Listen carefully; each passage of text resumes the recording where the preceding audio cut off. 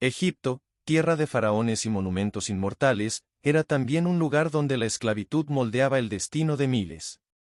Entre esos esclavos estaba el pueblo de Israel, descendientes de Jacob, quienes habían llegado a Egipto buscando refugio en tiempos de hambre. Sin embargo, generaciones después, su prosperidad fue vista como una amenaza, y el faraón los sometió a trabajos forzados. Sus gritos de angustia llegaron hasta los cielos. En medio de este sufrimiento, un hombre llamado Moisés vivía una vida tranquila como pastor en el desierto de Madián. Había sido criado en el palacio del faraón, pero se vio obligado a huir tras defender a un esclavo hebreo, matando a un egipcio en el proceso. Era un hombre lleno de dudas, alejado del poder y del drama de Egipto, cuando un día, al acercarse al monte Horeb, presenció algo extraordinario: una zarza ardía sin consumirse. Desde la zarza, Dios llamó a Moisés para una misión que lo llenó de temor: debía regresar a Egipto y enfrentarse al faraón para liberar a los israelitas. Moisés argumentó su incapacidad, alegando que no era elocuente y que no lo escucharían. Pero Dios le aseguró: yo estaré contigo. Aarón, su hermano, sería su portavoz. Con un corazón pesado y una mezcla de obediencia y temor, Moisés regresó a Egipto. La confrontación inicial con el faraón fue tensa y simbólica. Moisés y Aarón, respaldados por el poder de Dios, le pidieron: deja ir a mi pueblo para que me sirva. Pero el faraón, con el orgullo propio de un dios terrenal, se burló: ¿quién es el Señor para que yo obedezca su voz? No dejaré ir a Israel. Para mostrar el poder de Dios, Moisés transformó su vara en una serpiente. Aunque los hechiceros del faraón replicaron el milagro, la serpiente de Moisés devoró a las demás, señalando una victoria inicial. Sin embargo, el corazón del faraón permaneció endurecido, marcando el inicio de un conflicto que transformaría Egipto para siempre.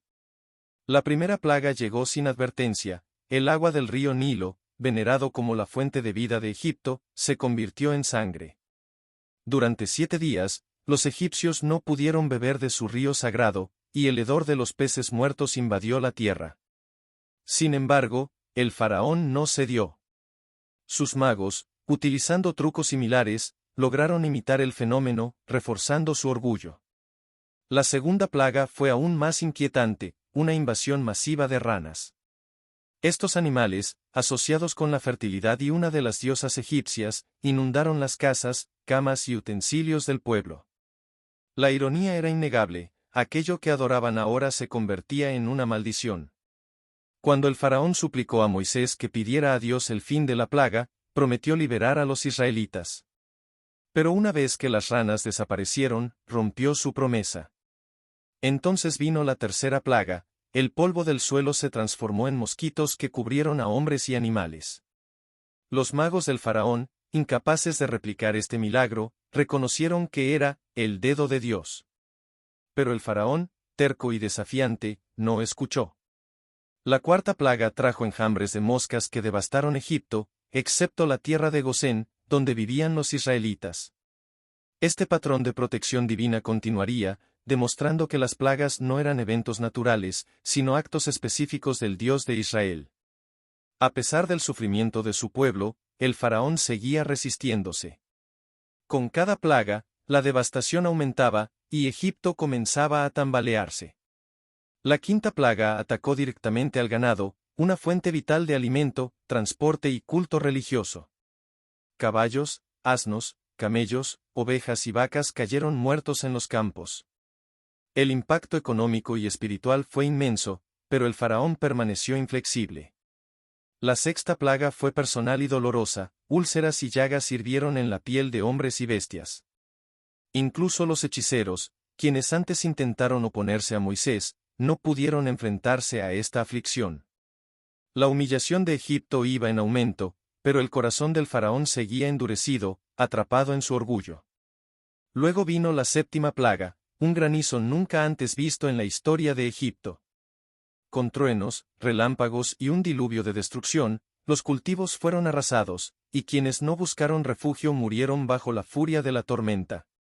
Este fue un punto de inflexión: algunos egipcios comenzaron a temer al Dios de Israel, buscando refugio antes de la llegada del granizo. Pero el faraón continuó resistiéndose.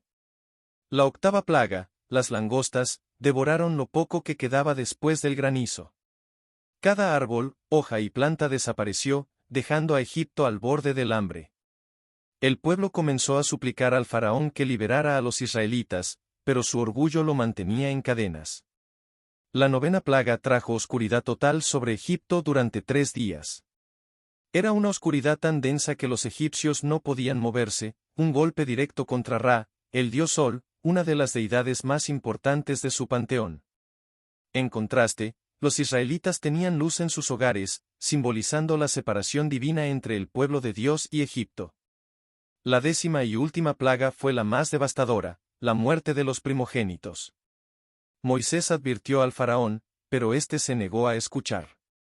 Entonces, Dios instruyó a los israelitas a sacrificar un cordero sin defecto y marcar con su sangre los dinteles de sus puertas. Esa noche, el ángel de la muerte pasó por Egipto, matando a todos los primogénitos, desde los hijos del faraón hasta los prisioneros, pero pasando por alto las casas marcadas con la sangre del cordero. El grito de dolor que surgió de Egipto fue indescriptible.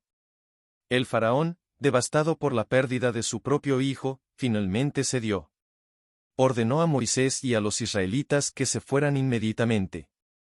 Esa noche, los israelitas celebraron la primera Pascua, un acto que recordarían por generaciones como símbolo de su liberación. Con la bendición del faraón y el favor del pueblo egipcio, los israelitas salieron de Egipto con riquezas que los propios egipcios les ofrecieron. Sin embargo, la historia no termina aquí.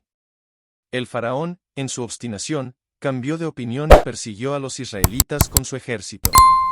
En el Mar Rojo, el milagro final ocurrió, Dios dividió las aguas, permitiendo que los israelitas cruzaran en seco.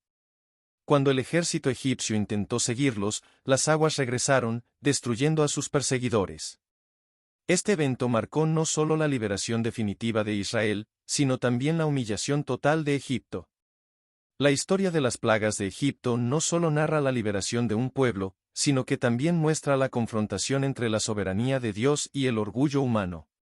Cada plaga fue un mensaje claro: no hay poder en la tierra que pueda resistirse a la voluntad divina. Egipto nunca sería el mismo, e Israel avanzaba hacia su destino como el pueblo escogido, guiado por la mano poderosa de su Dios.